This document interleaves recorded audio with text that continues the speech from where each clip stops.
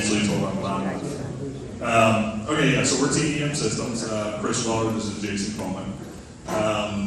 We're a company that's based in Sunrise, Florida. We have offices here in Tampa and Orlando, cover the entire state. They've been in business since 1957, so their third generation is running the company, if you will. They specialize in this very service of automated gates and controlling access to communities. Okay? As we understand the project, you want to limit access to the community from vehicle pass-through. I live in a similar area just down in Pasco County that is growing at a tremendous rate. And we have a lot of extra cars that we didn't expect and things happening and passers through, so I understand the problem deeply. So as we do that, as we're recommending, go put the next one there. We'll start with this is the entrance right out here. So as we talk about limiting access to community, we limit access to everyone, right? And then those that are authorized, being the residents or guests that are authorized, we'll talk about them that way. So we'll say visitor, we'll say resident. Obviously, we know what those are. This entrance is intended to help with things, and all this can be planned out or in discussion. So this one is intended to be resident only. Okay, so that's just going to allow those that live here who have access to the community to enter. We will be installing barrier arms, in those locations. Barrier arms are not swing gates, of course. They are arms that go up and down just to control cars. And those residents coming in will be using ALPR, which is active license plate recognition. So you've seen some of these things at other businesses, but as you roll up, your car's authorized license plate will be in that system, closed to that camera in the software that then gives authority to come through. So that's how we have it planned now. There won't be any access for visitors in this location. Okay, so it's just for residents. There is, you probably discussed the work about brief turnaround, all of that, but they'll do that part. This will also, all of the entrances will have the provisions for emergency services that they need to allow fire, and police in. Anyone else, Amazon, UPS, FedEx, those are all programmed into the system as directed by the community as to who can have access, because obviously we probably have a lot of Amazon trucks rolling through. And we have linked systems with them, and we're dealers with them to be able to put them in the system securely. Okay? There's others, that if you have a normal, you have vendors for the community that probably clean the pool, and all of those are also then put into the database as you guys need. We're here to provide the software and hardware to make it happen. Okay? So that's this exit, or entrance, the exit will be free exit. So once you're in the community, you can leave. That's required by code. But it doesn't matter where someone comes in, come in the visitor side, they can leave here. Okay? The gates are intended to limit one vehicle at a time. So they are, one goes through and closes, one goes through and closes to help prevent tailgating. Okay, so folks aren't passing through the ship. All right. Good, next one there. All right, and this is the Meadowcrest Boulevard. So this is the other entrance. This would be for your visitors and residents. So visitors would pull up to, as we call it, telephone entry, but they would pull up to what is a kiosk, and they're authorized, and we'll begin to talk about that. When you have a visitor you know is coming, right? Nephew, niece, sister, brother, whoever it is, right? Or vendor, you have someone coming to paint the house, or whatever it may be. You can authorize them in the system. There's different ways to do it, through smart app, through web portals, and other ways. But that's the most common way. And you would say, Chris Weller is coming to my house to do a presentation on Thursday at 1 p.m. And he's allowed to be here for 3 hours, right? And you put that in, and that allows your visitor, if you will, if that makes sense. So they're given a QR code that comes to their phone, and as they roll up, they scan, to be allowed in. If you don't want, let's say you allow someone for longer. They have a 2-week project at your home, but they get done in 1 week. Bad chance, but they get done in 1 week. Then at that point, you can expire their pass as well. And this is all high-level stuff in detail that just lets you know it's easy to give authority without having to call someone else. So you're not having to call and have discussions about who can, when, where, have lists of people that get sick if you can't cut them. You're able to do this in a pretty simple way. Okay, on the resident side, it is the same as the front, where it's active license plate reading, and we'll read your tag, you will come through. Difference in this one is these barrier arms are up further, and this allows for the turnaround. So the turnaround is important, but especially for those that aren't allowed in. So that's why we chose this location, because it's easiest to get people turned back out, to the road and back to the main road. Okay. Now I know there's still some work to be done with the other communities, but this is Pinehurst, and Pinehurst would be similar to that last entrance, where you're obviously going to have visitors and guests because it's its own village. So same scenario. They'd be authorized through the app, into the system, and then they would, be able to pass through. Your residents, then we would also be using the license plate reading, to come through there. Any questions thus far? Anything? Okay. When we have visited other people who are in gated communities, my husband's in a wheelchair, has the handicap license plate. Correct. It struggles recognizing that plate. Is there an issue with handicap license plates? Not that we have seen yet, no. So the question is, with a handicap license plate, is there an issue reading those? And not that we have seen yet, no. How is it going to read the license plates in the rear of the car, not in front? It does. It will be placed behind it at a distance that it can read the plate. Because we don't have front plates here. So that is, it'd be a lot easier if we did, but we don't. But it'll be placed in a space where you can read. So if you have someone turn in there, there's no turnaround. That's right. I think Ed can talk to that. Yeah, and especially as far as Pinehurst goes, we're going to have to do some rearranging right there as you come in. So there is space for that. We should be wiping out some of that island up in this section here.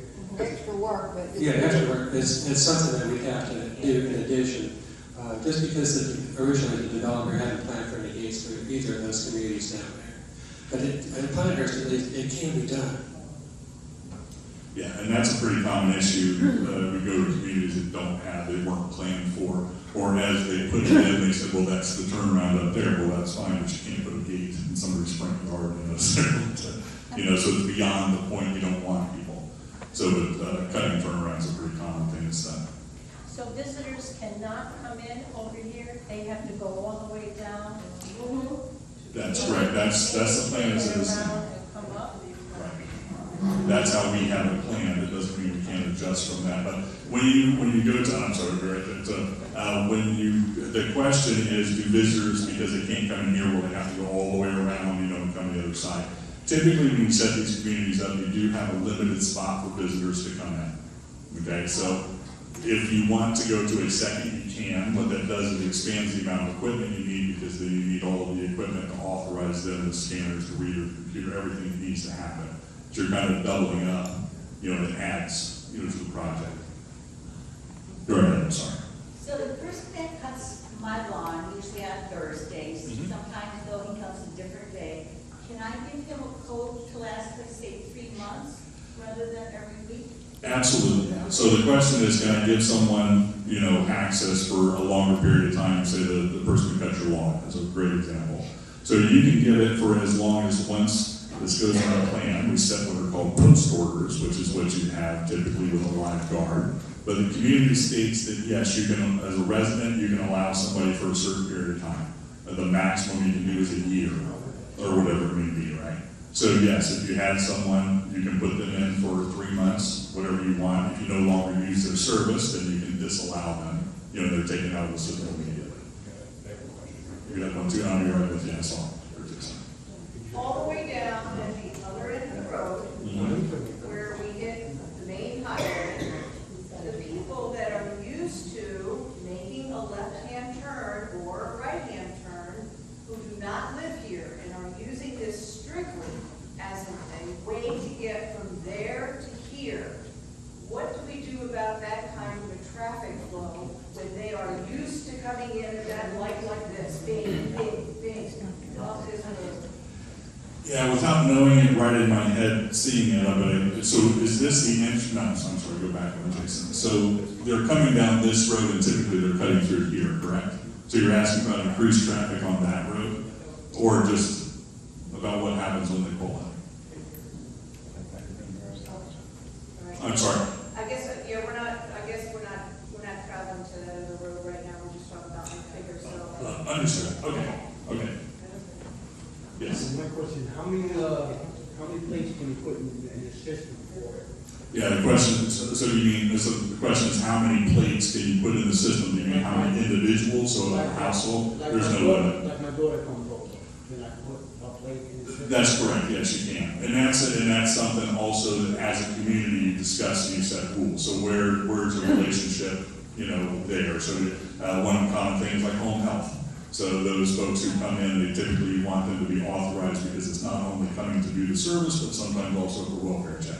So the community will set those, and typically you're a little looser with it, and as you find issues with too many people who are authorized something, then we work our way back. But yeah, there's not a limit to what you can do as an individual, unless limited by the community. Go ahead, David. So are the residents allowed to use either gate on McVicker and visitors only one gate? Correct, yeah, residents will be able to use any gate. Yeah, and all exits are free, so the question is, can residents use any gate? And it's yes. And free exit at each, entry is required. Steve, you got one? You said your exit gates are free access. Is there anything in the gate that would prevent it from being used as an entrance? Yeah, the timing on the arm coming down. So as you exit, use this as an example. So as I exit here, let me talk about these real quick. This is, will be delineators put in place, and that's to divide the lanes, so that you create one because there's not currently a lane. So obviously, if someone is pulling out, and you try to rush in and get that gate first, it's going to close too fast for you to get through it. And second, there's another vehicle there. So yeah, that's how that's handled. Would someone try it? Absolutely. Yes. Yeah, no doubt. That's why the arms are made of fiberglass and breakaway bolts and, sir, yes.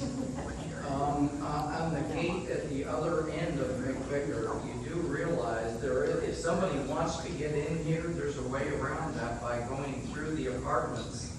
There is an entrance on Meadowcrest, and then you can get on McVicker. Got that covered, we're changing that off probably by the end of this week. There won't be anyone coming through something. Okay, where's the change? And it's going to be permanently removed shortly thereafter.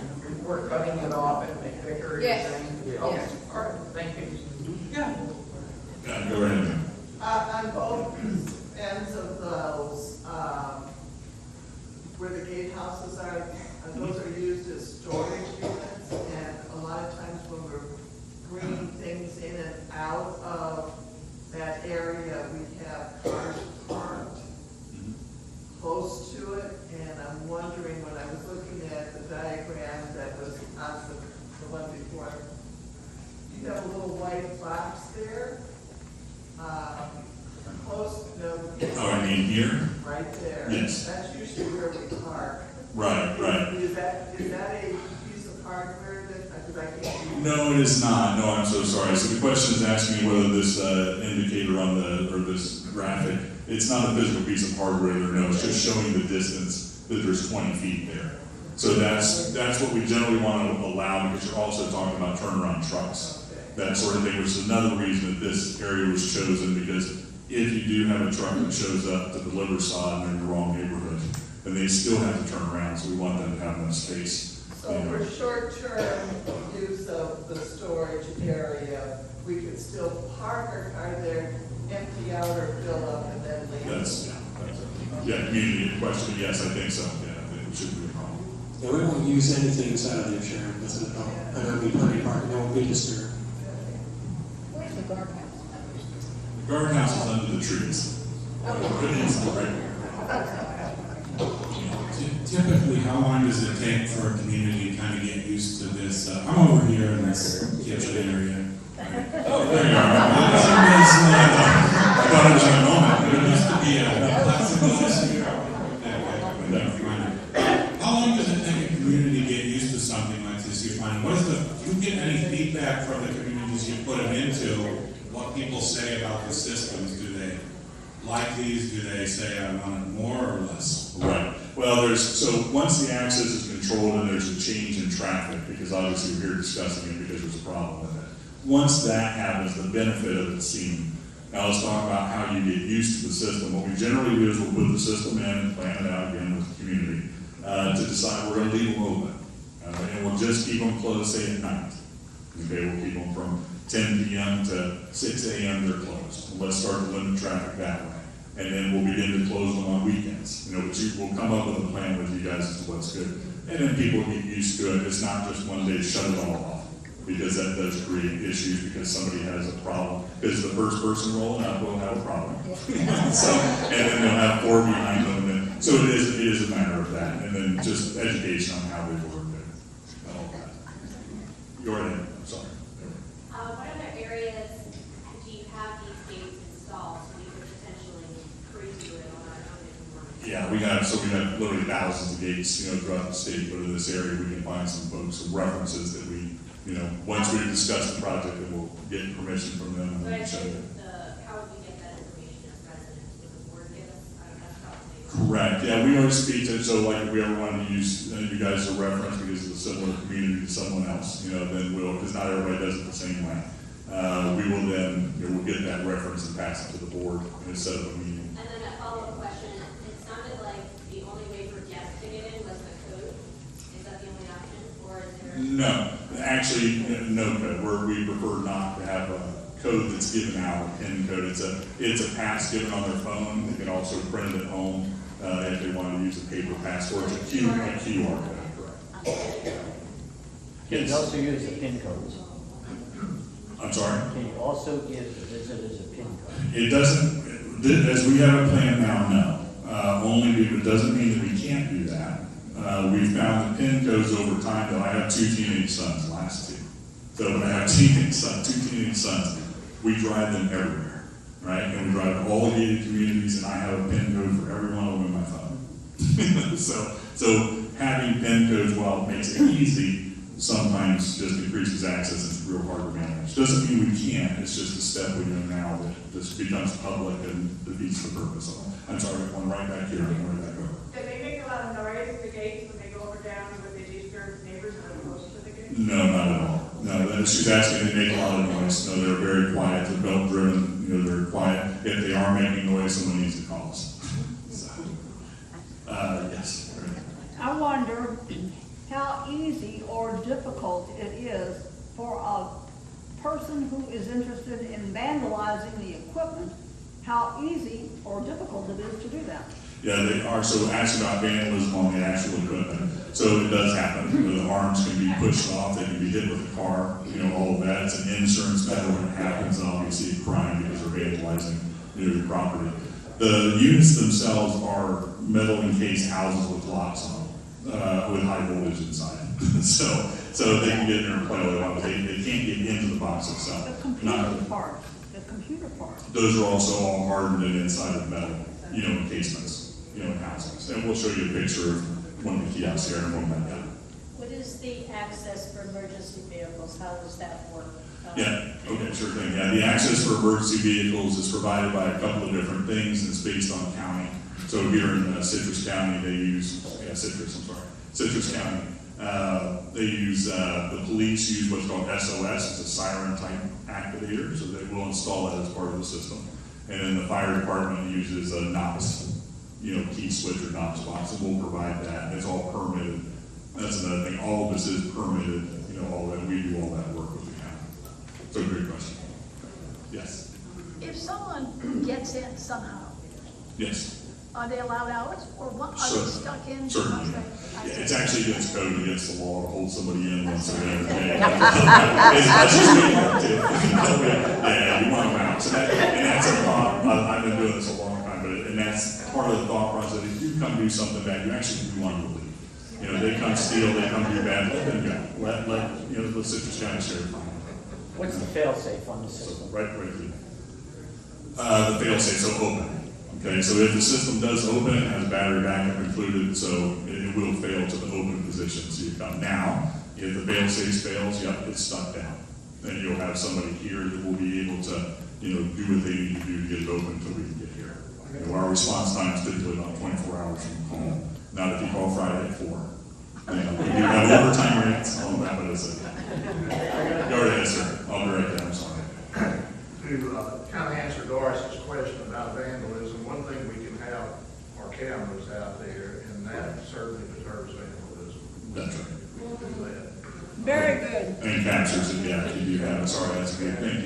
Yeah, and another thing I'll point out is instead of having RFID readers that we put on the license, on the headlights, we'll be reading traffic at the license plates.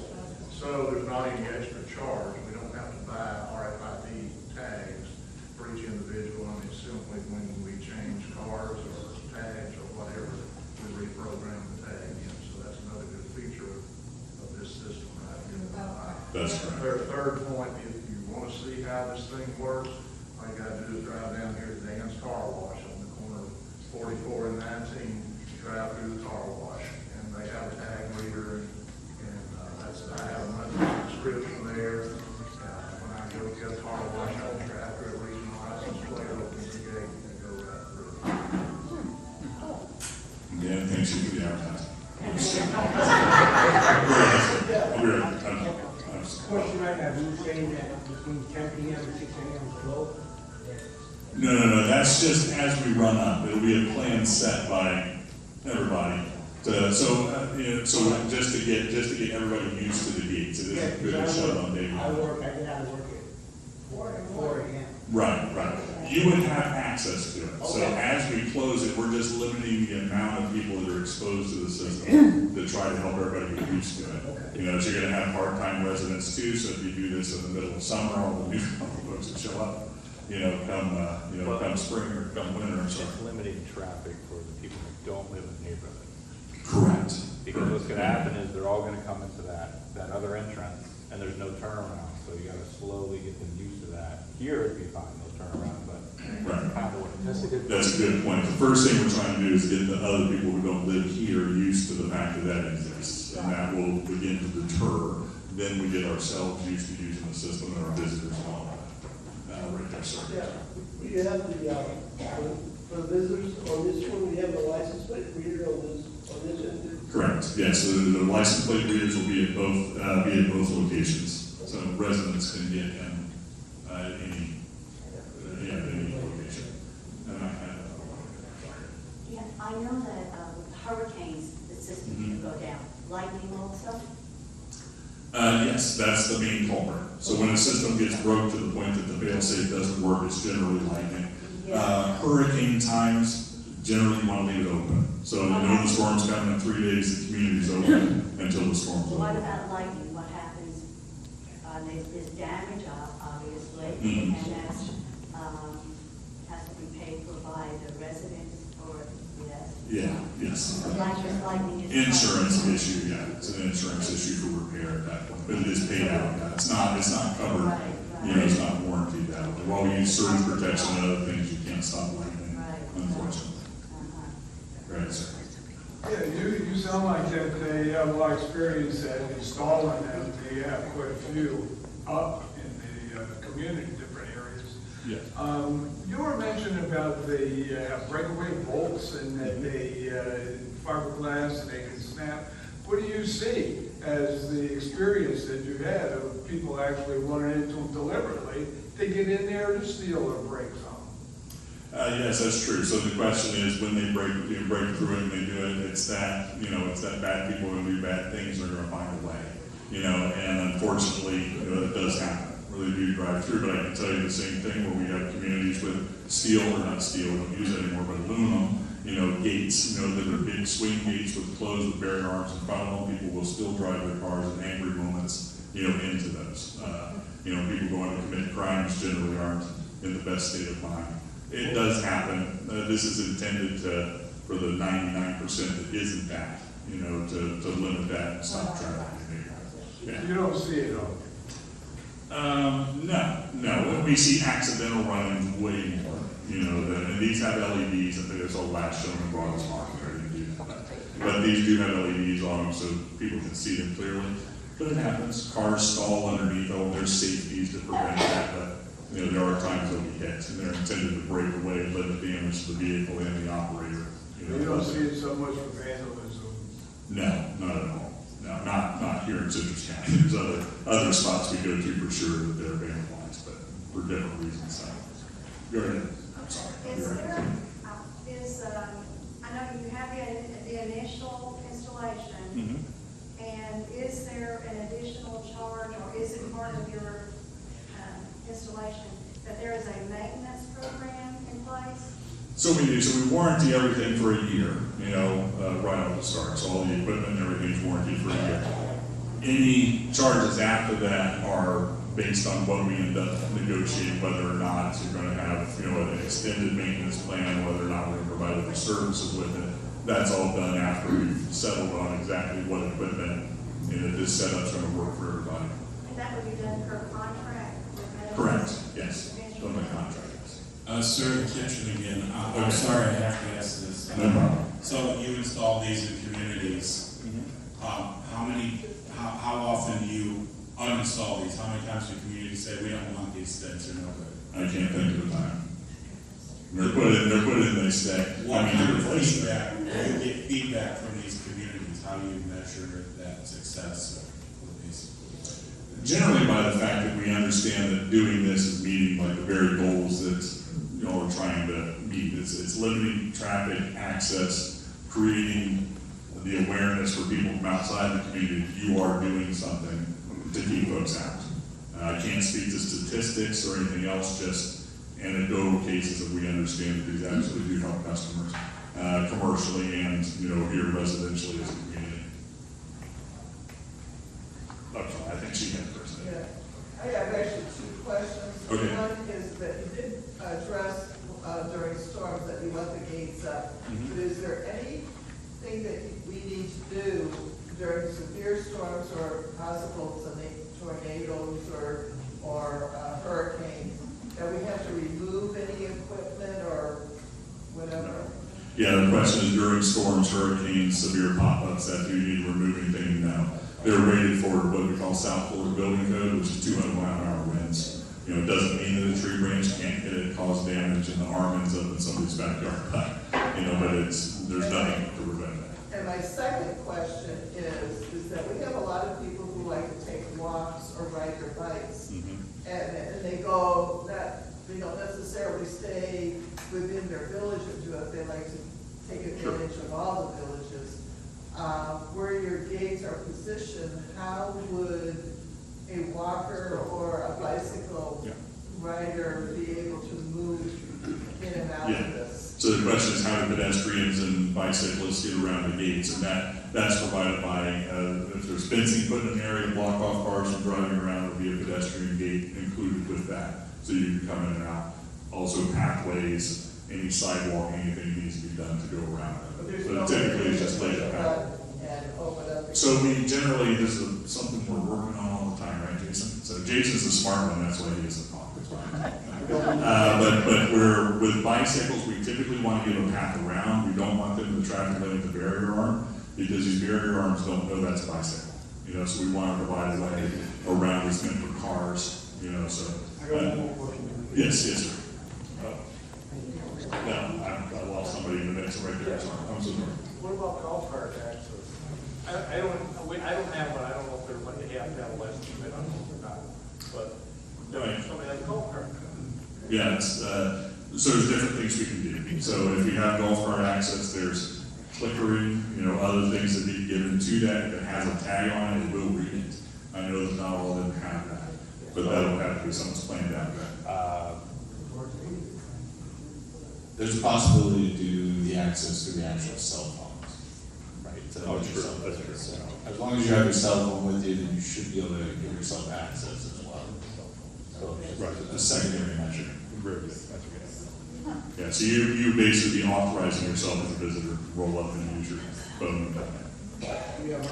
Oh, there you go. My question was, what happens if the system fails? So during emergency, can you do something to get it in? No, so if it fails, the question is, if it fails, there an emergency override button? There is not. because what that button gets used all the time. So it will fail in that position, if acting normally. If not, it will be failed down. And until somebody, correct. If it's failed down, then another entrance needs to be used, or, someone here in the community will understand how to take that arm off. So I don't know if you have maintenance staff here or anything else, it's a pretty normal thing that if it happens, they can do that. Right. I'm the camp for MCA, and I have a maintenance worker that has the golf cart. Yes.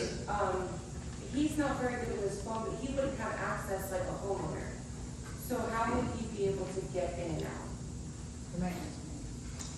Maintenance man. We can find a way. Okay. So likely that would be a scenario with a single clicker. Well, sort of thing. He could call from the call box and do many things, but we can find a way for that, for sure. Yeah. These are good questions. Yes, sir. Yes, we had a presentation from another company earlier. I saw him leave, and he was Why should very. we buy from you and not them? Why should we buy from him? I don't know him. He seems like a nice man. We're just better. No. I know we've been at it long enough to know that we know the mistakes that we made and the mistakes that are constant, how we recover problems. So we've installed many of these. We have great relationships with the vendors, that we work with. We have access to all the product. Being licensed and working with other licensed contractors we need to. So it's the amount of experience through this company being on its third generation doing this, starting at time clocks, eventually moving into this as time clocks. So it's been so the experience level, I would say. If I could jump in for just a second. One of the interesting things about TEM is that they're kind of a one-stop shop. They deal with the permitting.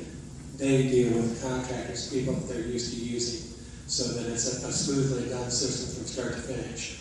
That's one of the things I like about this particular company, for instance. And it's our installers, our service technicians, our staff, we don't subcontract folks to do the work that we do. If you want pouring concrete, for curbs, we'll talk to someone who does. Right there, sir. If we decide to do this, how long does the process take to get gates in and everything else? I wish I could write that down. I'd be really rich. No, but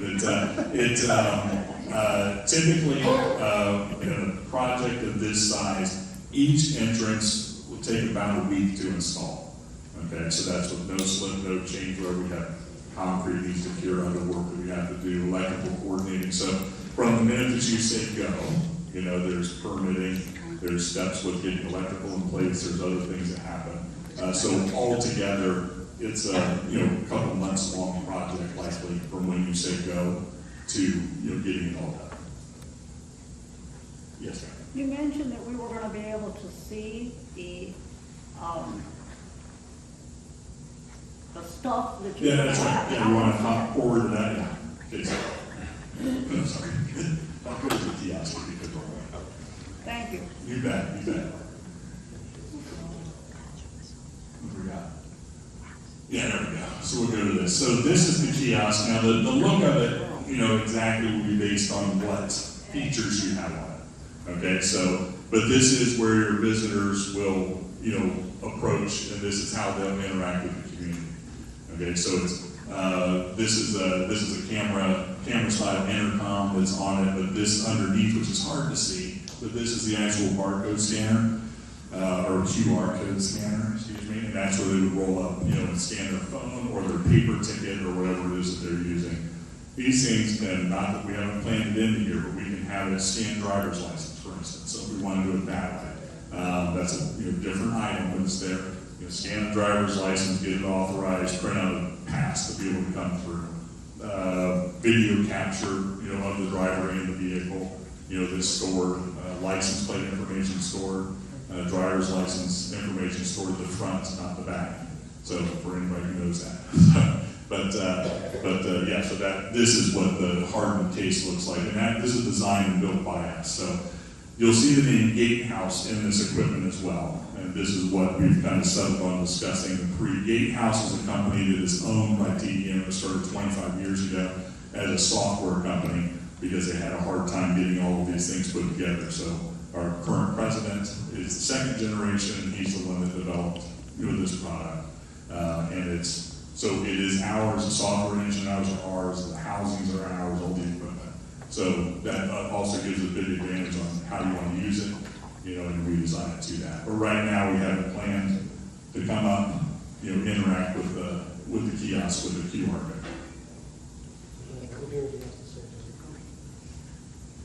Okay, yeah, that's the piece.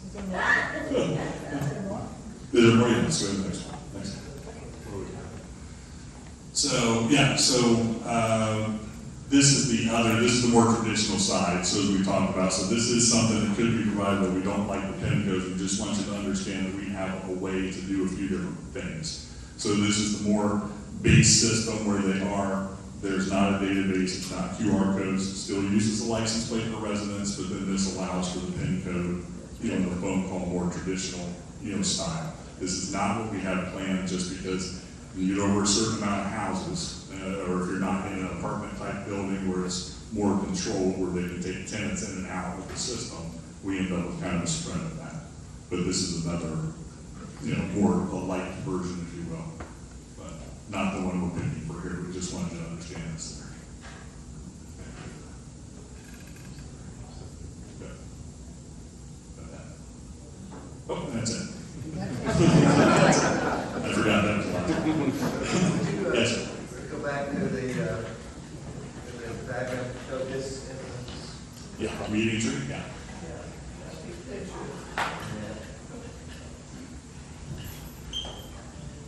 I think, is that meeting tree? Oh, yeah, there it is. Oh, good pictures. And also for those of you that don't remember something, this is going to be available on YouTube as well. And we'll get that information out to you. Just wait until you see the clicks. At this time, the way it's laid out now, if a commercial person pulls in there, he can run back out. That's all he can do. And there's no turnaround. Yeah, no, there's no turnaround on that. That's definitely going to be for residents. We're going to do a little bit of alteration probably on that item, but we're going to have signs up everywhere. Don't come in this way if you're commercial. Just don't get in. Yeah, do not enter. Go ahead, Dave. So, a couple of things, observation. First of all, going back to the vandalism thing, which I think everybody's concerned about. Okay, all this money, this equipment, somebody can just ram into it, how many thousands of dollars does it cost that? Whatever, but I'm asking, do you have a security system that's going to actually capture at any time when somebody comes up to the gate, will their license plate be captured so that if that happens, we now can turn that right over to the police and file a claim or whatever? That's correct, yeah. Correct? Yeah, I'm off. But yeah, that's correct, yeah. So we do have cameras planned into the system, for now to view those. We've still got some goals to meet as to how we want to put the equipment up, and then we'll plan that out. Oh, there you go. There you go. But yeah, so the question is, will we have some sort of a system if someone does vandalize the unit to be able to capture them? And yes, I mean, it's a decision for the community. Yes, that can be put in place for sure. Okay, second is just an observation. I think everybody's tired and, we've had a lot of questions and thoughts, but this second company to me seems much less high tech. The first one was a lot of bells and whistles and LED lights and pads and you noticed. It looks really cool and it looks like the highest we can, highest technology, but probably comes with a much higher price tag. And my opinion is this company's been around. You have a basic product that's tried and true that you've been doing for 3 generations. For our first go-to, it seems to me to be a little bit more conservative, go with less bells and whistles, and just teach us the basics of what we need to learn. I can't argue any of that. Way to go, Gabby. Yes, ma'am. I want to ask, what would you recommend in terms of providing someone who's a regular visitor to your home? What would be the best way of determining to use for them? So the way to allow someone who's going to be a regular visitor to your home, you can either do it simply by, you'll include, you put them in the app and just say they're allowed, and they'll have a normal code that they, QR code, so when I say code, I mean they'll have a normal pass that they can scan to come in. If the community allows, and you want to add their license plate to the system, then that could be done as well. Sometime, but that'll be a community decision where we have the line is it just family, is it whatever, and that's another discussion. Yes? I have a question. We use Walmart to deliver our groceries a lot. And it's always somebody different, so how do they get it? Right. Yeah, they'll have to be authorized, so you'll do it, and I'm not sure if Walmart has a pass yet for their drivers. I know. So Amazon has a similar issue where they have their Amazon trucks, and then a whole bunch, one came to my house yesterday, like an hour after I ordered printer paper, showed an Amazon Flex. So they're private drivers who drive their own vehicle to come in. Amazon is working on keying them, so they're giving them the same access with their background check and everything, same access that their trucks do. So I don't know the question of the Walmart thing, but I know that these companies are working on that. So in other words, if there's going to be like a DoorDash coming to you, you're going to have an authorization code so they can get in. Correct. Yeah, you would authorize them or would contact you at the gate, and you'll have the ability to let them in, so that's, yeah. Any other questions, folks? No hands? No voting? One more question. One more, we got one more. Can you give them access like that, expired? Yes, you can expire it. Most communities will they'll just set a time, like the maximum is 3 months, or the maximum is 2 weeks. It depends on what you're doing. So if you want to do it, yeah, you can do it for, the day, an hour, whatever, a single visit. Yeah. Yes. Who does the programming into the system and the changes? The database itself will be done by the management of the property. We set the database. You would give us who is in the system. We would then, our software team then installs that into the software, and then it's maintained by the community. You have a CAM, are you the property manager, is that correct? Yeah, so the property manager posts once it's in there, they set it up.